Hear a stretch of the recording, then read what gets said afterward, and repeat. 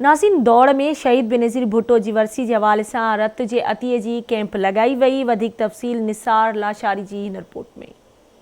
शहीद मोहतरमा बेनज़ीर भुट्टो जी कुर्बानियुनि खे भेटा पेश करण लाइ पीपल्स पार्टी तालका दौड़ तरफ़ां 27 डिसंबर के हवाले से एक रत जी अते ॾियण जी दौड़ हॉस्पिटल में कैंप लगाई वई, जंहिंमें वॾी तादाद में तालके दौड़ के कारकुननि ऐं आला उहिदेदारनि ब्लड डोनेट कियो। इन मौके ते उते मौजूद अॻवाननि ऐं ब्लड डोनरनि पंहिंजा वीचार आवाज़ न्यूज़ सां कुझु हिन रीति वंडिया। 2300 माण्हुनि जी एट अ टाइम उते गुंजाइश आहे, एतिरी अरेंजमेंट आहे।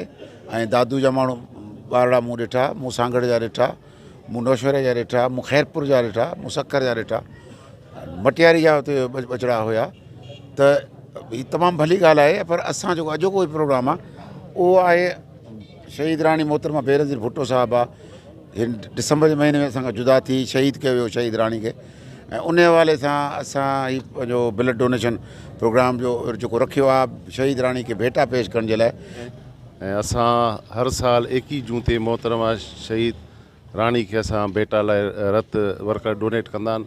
हिन दफ़े हाणे इहो सिलसिलो शुरू थियो 27 डिसंबर जी मोहतरमा बेनज़ीर भुट्टो साहिबा असां लाइ तव्हां लाइ हिन मुल्क लाइ पंहिंजो रत जो नज़रानो ॾिनी, कुर्बानी ॾिनी।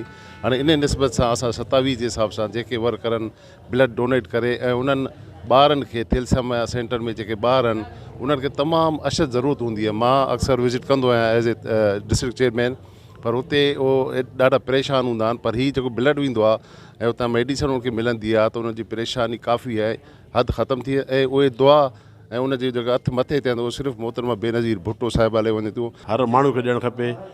मां त उहो सोचींदो रहंदो आहियां त हफ़्ते 10-15 ॾींहं को न को 2-4 दोस्त सेंटर ते वठी वञी ब्लड ॾियणु खपे। हिकिड़ी मदद आहे, हिकिड़ा नंढा ॿार गरीब बि आहिनि, पूरे सिंध जा माण्हू नवाबशाह अचनि था पिया। कोन्हे नवाबशाह जा माण्हू, सखर, लाड़काणो, घोटकी, हर जाइ ते हर माण्हू खे ॾियणु खपे। ही जेका ब्लड कैंप लगाई वई आहे इहा ख़ुसूसन 27 डिसंबर जे करे थी आहे। शहीद मोहतरमा जी वरसी आहे तेरहीं ऐं असांखे मथां पार्टी तरफ़ां असां ज़िले क़ैद तरफ़ां असांखे हुकुम थियल आहे। कल्ह सकरन में हुई, अॼु बुछेरी ऐं दौड़ में आहे ऐं सुभाणे इंशाअल्लाह ताला बांधी में बि आहे।